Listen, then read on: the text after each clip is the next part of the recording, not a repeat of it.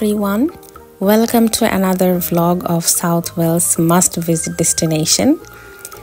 এখানে একটা car park দেখতে পাচ্ছেন। আমরা গিয়েছিলাম হচ্ছে টেনবি, যেটা সাউথ ওয়েলসে পড়েছে, সাউথ ওয়েলসের স্পেসিফিকলি পেমব্রোকশায়ারে।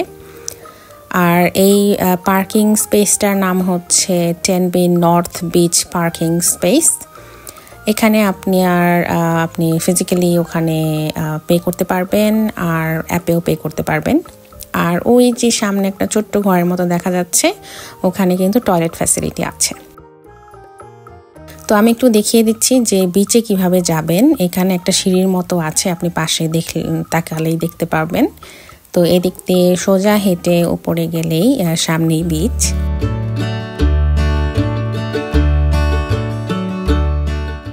তো এই যে এখানে দেখতে পাচ্ছেন মেইন রোড, এটা ক্রস করে সামনে হচ্ছে সিঁড়ি আছে। তো আমরা ফার্স্টে সিঁড়ি দিয়েই নেমে বিচে গিয়েছি। ওই যে দূরে দেখতে পাচ্ছেন ওই জায়গাটাতে আমরা যাব। এই উপর থেকে বিচ কিন্তু সিঁড়িটা অনেক উঁচু, তো এর জন্য আমি সাজেস্ট করব যেন এদিক দিয়ে নেমে বিচ পার হয়ে দেন ওই পাশে যেতে। কারণ ফার্স্টে যদি আপনি মেইন রোড ধরে ওই সামনে যান এবং আসার পথে ভাবেন যে আচ্ছা বিচ হয়ে হেঁটে যাই, তাহলে এই সিঁড়ি উঠতে কিন্তু খুব কষ্ট হবে। ওই দিন ওয়েদারটা খুব বেশি ভালো ছিল না, প্রচণ্ড পরিমাণে বাতাস ছিল, লিটারালি ঠিকমতো তাকাতেই পারছিলাম না।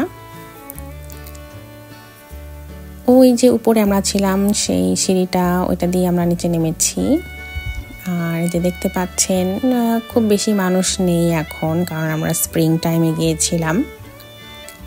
সামারে অবশ্যই অনেক মানুষ থাকবে, কারণ হচ্ছে অনেক সুন্দর একটা বিচ। এই যে ছোট্ট একটা কাঁকড়া ওখানে বসে আছে। বিচটা স্যান্ডি বিচ, যেটা আসলে লন্ডনের আশেপাশে তো পাওয়াই যায় না। লন্ডনের আশেপাশে সব হচ্ছে পেবল বিচ। এত বড় সুন্দর স্যান্ডি বিচ দেখে ভালোই লাগছিল, তবে ঠান্ডার জন্য পানির কাছে যাওয়ার আর সাহস হয়নি। এটা হচ্ছে একটা কি বলে পাথর বিচের মাঝখানে, এটা টেনবির একটা আইকনিক স্টোন। উপর দিয়ে দেখতে পাচ্ছেন যে সুন্দর কিছু কালারফুল বাড়ি, এইগুলো কিন্তু টেনবির একটা আইকনিক হচ্ছে ফিচার। টেনবিতে আপনি যেখানেই ছবি দেখেন এই কালারফুল বিল্ডিংগুলোর ছবি অবশ্যই থাকবে। এই জায়গাটা হচ্ছে আপনার টেনবির হারবার। এই যে খাঁচা, এইগুলো দিয়ে হয়তো বা মাছ ধরে, আমার ধারণা এগুলো দিয়ে কাঁকড়া ধরে, আমি শিওর না।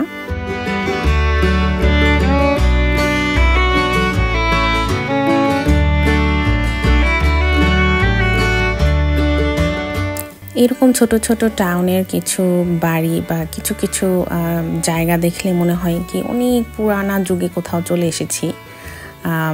মডার্ন ফিচার যেখানে খুব কম, আসলে দেখতে খুবই নস্টালজিক লাগে বা মনে হয় যে কোনো হিস্ট্রির ভিতরে ঢুকে গিয়েছি।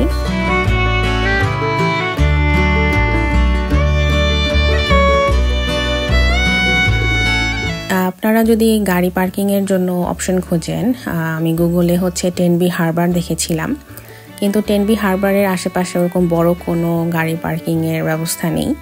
সো বেটার হবে আপনারা যদি নর্থের যে কার পার্কিংটা ওখানে পার্ক করেন।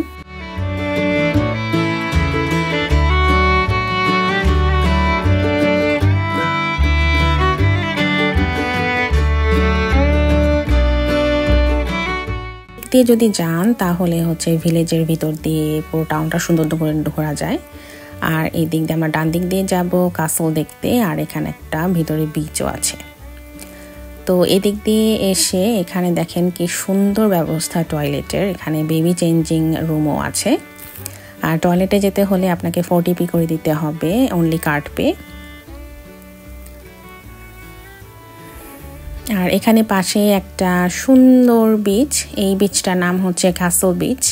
এই বিচটা আমার কাছে সবচেয়ে ভালো লেগেছে, কারণ হচ্ছে বিচের পাশেই একদম হচ্ছে টয়লেট, আবার ড্রেস চেঞ্জিংয়ের ব্যবস্থা আছে। আমরা ভাবছিলাম যে সামারে যদি এখানে আসি, এত সুন্দর স্যান্ডি বিচে ঝাপাঝাপি করে একদম কাছেই ড্রেস চেঞ্জ করার মতো জায়গা আছে, এটা খুবই ভালো।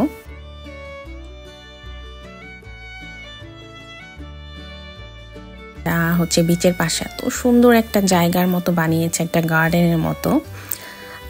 এত পরিপাটি, এত সুন্দর লাগছিল দেখতে, মনে হচ্ছিল সারাদিন বসে থাকলেও ক্লান্তি লাগবে না এরকম। সামনের যে কি সুন্দর ভিউ।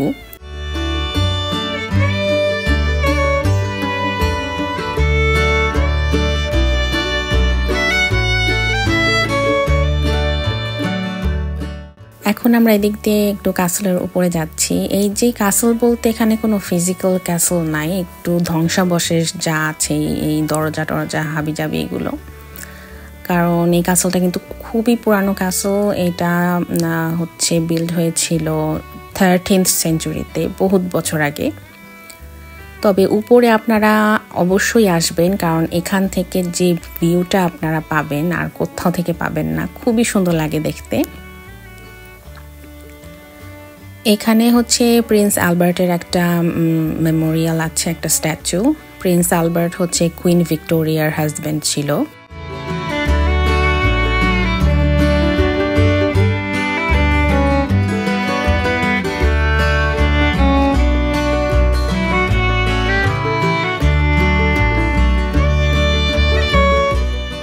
ওই সামনে একটা আইল্যান্ডের মতন আছে, আমার ধারণা ওটা হচ্ছে ক্যাসেলের একটা অংশ, এবং হয়তোবা ভিতরে মিউজিয়াম টাইপের কিছু আছে।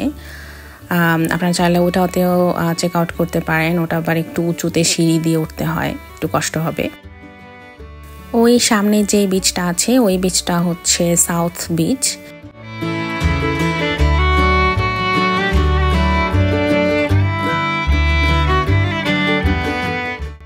তো এরপরে আমরা হচ্ছে বের হয়ে যাচ্ছি। আমরা যাচ্ছি হচ্ছে একটু ভিলেজের ভিতর দিয়ে যাব, একটু টাউনটা চেক আউট করবো আর কিছু সুভেনিয়ার কেনার জন্য।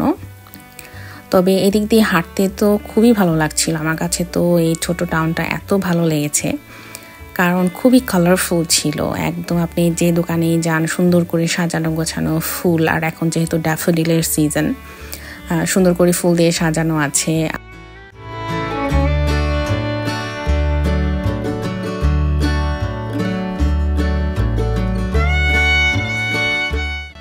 আপনি ইউকেতে যেখানেই যান, স্মল টাউনগুলার সুভেনিয়ার শপ বা ছোটোখাটো ওদের লোকাল শপগুলো কিন্তু 5টার মধ্যে ক্লোজ হয়ে যায়।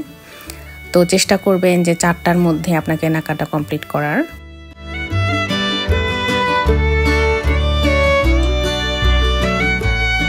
পরে আমরা হচ্ছে মেইন রোড দিয়ে নর্থ বিচের দিকে যাচ্ছিলাম, যেখানে আমরা কার পার্ক করেছি।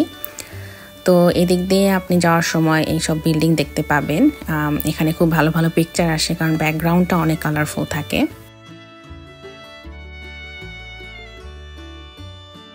তো এই তো ছিল আমার 10Bর ছোট্ট একটা ভ্লগ। আশা করি আপনাদের খুবই ভালো লেগেছে জায়গাটা। আপনারা যদি এখানে আসতে চান, আমি অবশ্যই রেকমেন্ড করব যাওয়ার জন্য। পুরো একটা দিন নিয়ে যাবেন, যেন সুন্দর করে এনজয় করতে পারেন। আর আমি চেষ্টা করেছি সব কিছু একটু ডিটেলসে ইনফরমেশন দেওয়ার, যেন আপনাদের কোনো কনফিউশন না থাকে। এরপরে যদি আপনাদের কোনো জিজ্ঞাসা থাকে, আমাকে অবশ্যই কমেন্ট বক্সে আস্ক করতে পারেন।